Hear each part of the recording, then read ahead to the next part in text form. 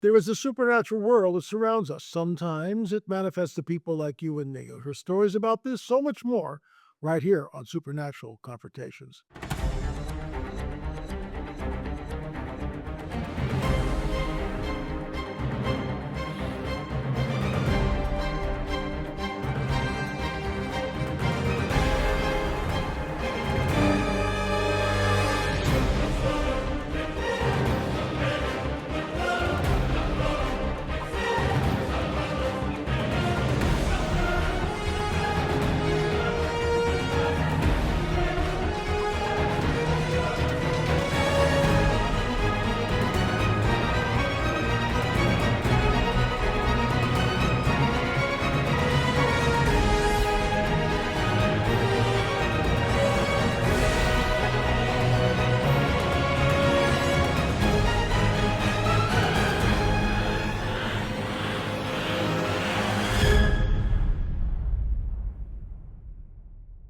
I am your intrepid host. We'll be talking about an interview. It came on WorldNet Daily, Tucker Carlson.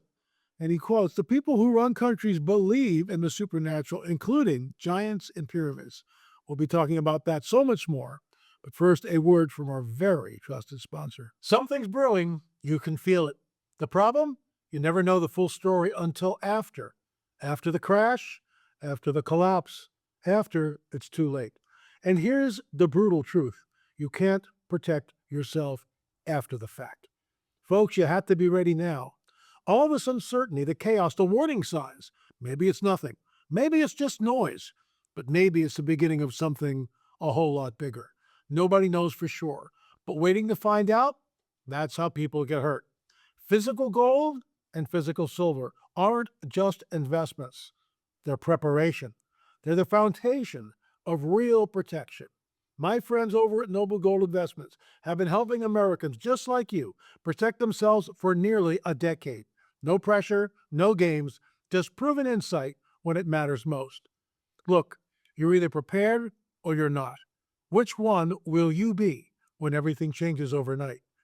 Folks, visit noblegoldinvestments.com, noblegoldinvestments.com for your free wealth protection kit.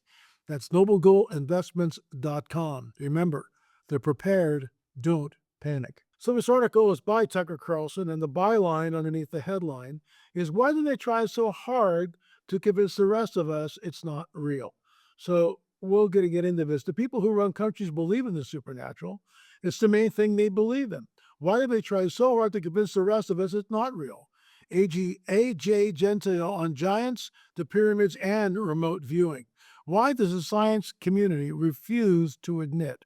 Let me just say this, that I agree with Tucker. Giants are real.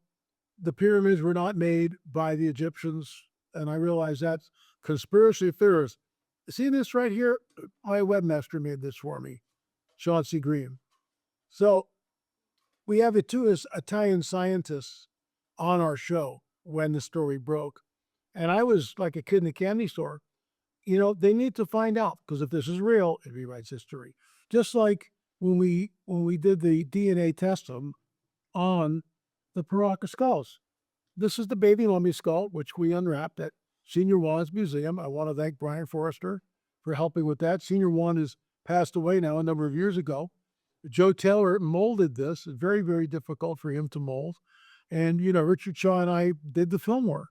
And we took samples of this to 3 different labs. They won't do anything if they know Marzulli is involved, because I'm just a pseudoscientist. But they took my money, and that's fine. But we did 3 different tests at 3 different labs. It all came back the same thing. The carbon-14 dating was about 1,945 years. The orbits are about 20 to 25% larger than a normal human being. That's all in our Armatrel and Nephilim series. But the DNA came back U2E1, which is Eastern Europe. That, my friend, rewrites history. It's not contamination. That's a straw man argument. It's real. All 3, because we had different samples. We had hair, bone, skin, and it all came back U2E1 from 3 different labs. That rewrites history. But they don't like the powers that be. They don't like rewriting history. Okay, let's run the clip. AJ, thank you for doing this. Thanks for having me. You've become huge for good reason You want to hear my macro explanation for your success? Oh, I can't. Honesty is always the first, that's always, and honesty, good BS filter.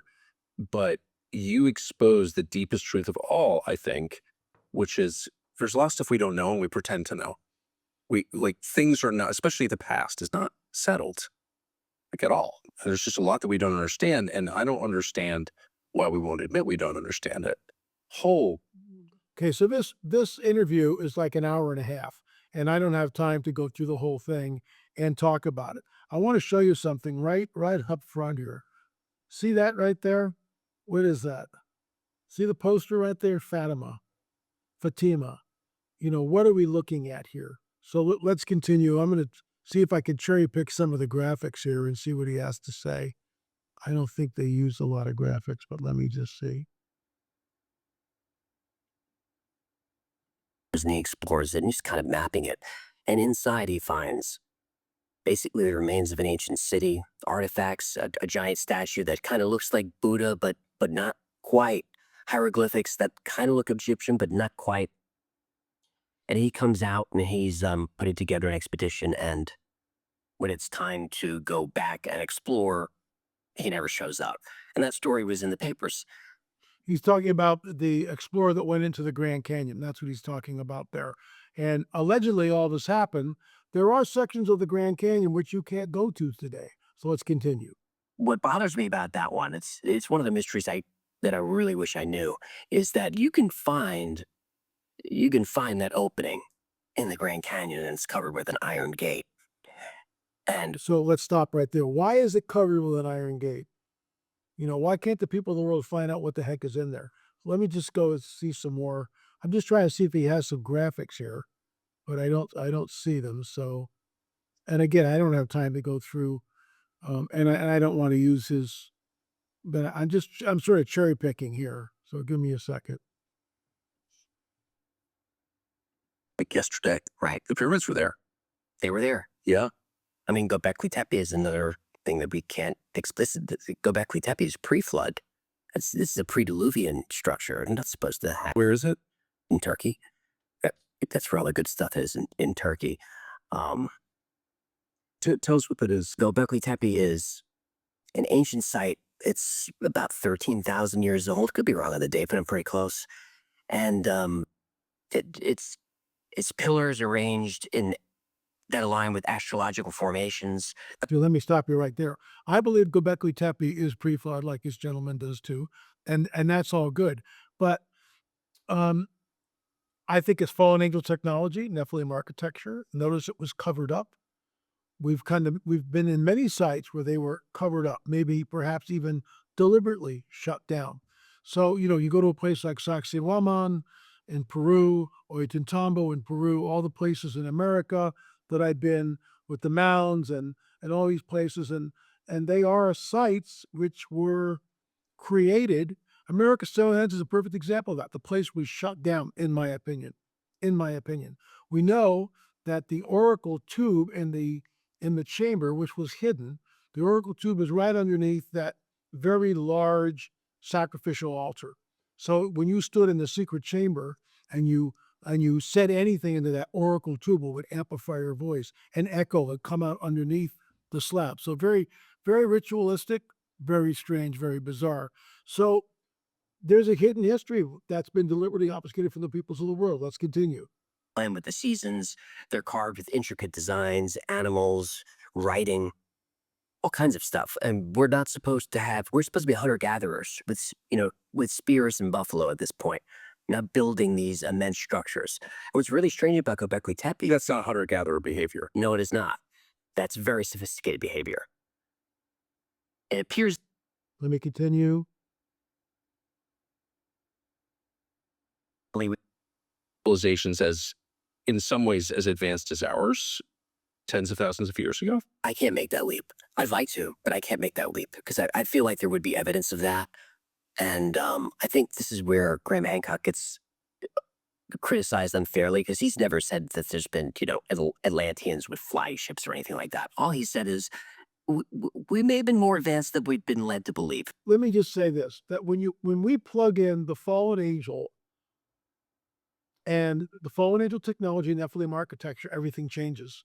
So we only go back, and the dates are disputable. I get that. Let's just round it to 10,000 years, right?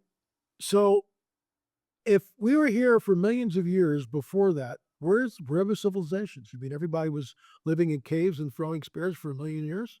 If we're really that old, where are they're not there. Civilizations are not there. This whole thing rises up. And now we've got, what, 8 billion people on the planet? If it was really 100 million years ago, then we would see evidence of that. We don't see it. We see this 10,000, I'm just rounding it up to 10,000 because it's an easy number. 10,000 years. And here's the deal. You can go and, well, the universe is this, and it's, people like um, Harari just put more zeros as billions of years old, and, we evolved and this and that. Nobody knows anything. What we do know is this. The prophetic word is there. This is what we know. We have been handed from someone outside space-time as we know it, prophecies. And they are created with great specificity, calling out certain events, and then they're fulfilled. There's only one book like it, speaking of the Bible. Only one. Born of a virgin, perfect prophecy. He'll be crucified. His hands and nails are pierced. They divide my garments, right? The bulls of Bashan. Read Isaiah 53. You tell me what that's about. Written hundreds of years ago before even crucifixion was invented. When Jesus goes in at Palm Sunday, he's fulfilling the prophecies of Daniel to the second. I'm working on a book on this. Really not a book. It's more than a pamphlet too. But it'll be on the prophecies of the Bible, how they were fulfilled in a layman's terms, and why they're important. Because we have this set in stone. Because the Tanakh was set in stone, literally, hundreds of years before Jesus. We've got this. We've got the archaeological evidence. So who built the pyramids?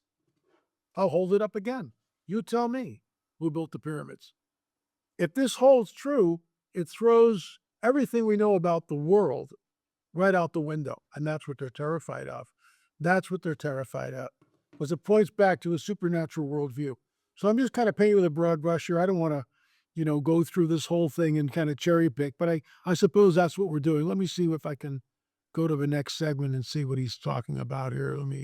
It was, holy smokes, massive chambers discovered under Great Pyramid of Giza. What is that? Is that real? I'm skeptical of it. I'm hopeful, but I'm skeptical. That Italian group has not been peer reviewed as of yet. I think they're seeking it. So I don't, it's kind of one of those clickbait stories where when you actually see the image. It's really not clickbait. I had them on my show. They were very forthright. And something at the news meeting they didn't report, we reported on our show. We were one of the first people ever to interview these guys. There were multiple satellites, 2 satellites, going over Giza several times. I think the data holds. Now, that's conjecture on my part. I don't know. They need to dig. They need to go in, they need to dig. Because if that's true, I'll say it again. If this is true, it rewrites history as we know it. But already the New Ages are spinning it. Oh, see, it's the Atlanteans. It's the ancient astronauts. Excuse me, no, it's not. It's Nephilim architecture, fallen angel technology. The Bible tells us exactly what's going on. They were here for at least 450 years before the flood. The Nephilim were on the earth in those days and also afterwards. Yes, giants were here. Absolutely. Let's continue. It's really just colored stripes. But then when it lands in the news, it's these pillars with spirals and all this magical stuff. That's not what I see in the data, but maybe it is there. We know that the Great Pyramid has strange properties. We know that there is space down there. There's space all underneath the plateau. We know that. We know that for sure. So we had Dr. Kathy Forte on the show, and I've shown some of her slides at presentations. It's incredible. And she goes down hundreds of feet underneath the Giza Plateau. It's this whole world underneath there. Most people don't know about it. And you're right, a lot of these sites, and Kathy shows us in her pictures, Dr. Forte shows it in her pictures, there's iron bars over the place. You can't go in there. There is a hidden history that's been deliberately obfuscated from the peoples of the world. I mean, there's no doubt about that. And it's got to stop. You have a right to know what reality is. I have a right to know. I call all these sites, many of them, pre-flood, Nephilim architecture, fallen angel technology. The pyramids fall into that. Sacsayhuaman, Ollantaytambo fall into that. Then later on, when Joshua and Caleb come in, we see this diaspora from the Promised Land, and they go all through the Mediterranean. I've been on the trail. I've seen it with my own eyes. And the stonework and the mounds and the standing stones and the megaliths are all there. They're here in the Americas. The Nephilim, they were here in the Americas. Let's continue. There was a disc found in a tomb in Egypt maybe 100 years ago that looks to be, it's made out of basalt, it's made out of stone, but it's the most modern thing you've ever seen. And I would encourage people to look it up if you're on your phone right now. We'll just look up Egyptian tomb disc. And it looks like an impeller maybe and a motor, an electric motor, but clearly that was not created by a primitive civilization. No. It's the most precisely, first of all, how do you machine basalt? Okay. It's not hand carved, obviously. Look at it. What's the explanation for that? I don't think Okay, and here's what he says. He talks about copper chisels. there's one. I don't think there's one. I would like to know how they carved that. Basalt would be lava rock, igneous rock. Yeah, the hardest rock on Earth. I don't. Oh, is it the hardest? Well, it's not like diamond, but copper's not going to get through that. So here's something to think about. If you can't carve andesite stone with a copper chisel, then you can't do it. It's actually in one of our films, On the Trail of the Nephilim. And if you can't do that, then how was it done? He's talking about that disc, and I've seen that. Maybe John can find a picture of it and get it up in this report. The bottom line is this. There was a hidden history that's been deliberately obfuscated from the peoples of the world. There was advanced technology here. In some ways, we don't have today. Could we build Sacsayhuaman? Could we actually do that today? We've got cranes and lasers and computers. Yeah, probably. But how did they do it thousands of years ago? That's the rub. Folks, I would encourage you to go to the Tucker Carlson show. It's an hour and a half interview, fantastic interview. Obviously, I don't want to be using the whole thing here, but I just go back to Tucker's byline, which was this. The people who run countries believe in the supernatural, including giants and pyramids. We have a right to know, as citizens here on Earth, what was here before us and stop spinning it. Because I don't believe in the extraterrestrial hypothesis. I believe strongly in the interdimensional entities, i.e. fallen angels coming and doing stuff on this planet, creating the edifices we see, i.e. the Great Pyramid, and other places like Sacsayhuaman, Ollantaytambo, and then later after the flood. That's it for today. Hope you enjoyed the show. I'm going to send the clip of that copper chisel hitting the andesite, and you could judge for yourselves. Thank you for coming. God bless. We'll see you tomorrow.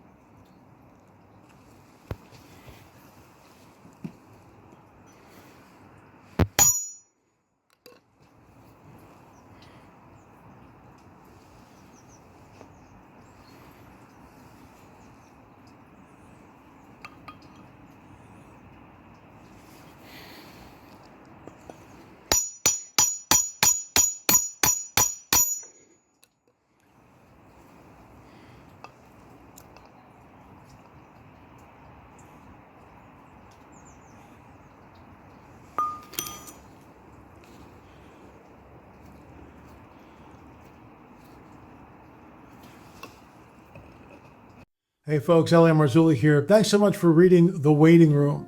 It's just amazing how the Lord redirected my steps. I mean, I was focused on the Trail of the Nephilim, on the whole rungs of disclosure, UFO phenomena. And one night I'm driving to dinner with my lovely wife, Peggy, and the Lord gives me a download. And I look at her and I go, oh my gosh, the Lord just gave me a novel. First novel in 20 years. It took, I think, 6 months, maybe a little bit less to write it, one draft all the way through. His hand was all over me. And it was very cathartic for me as I was writing it, just like I'm sure if you've read it, and I assume that you have, is cathartic for you.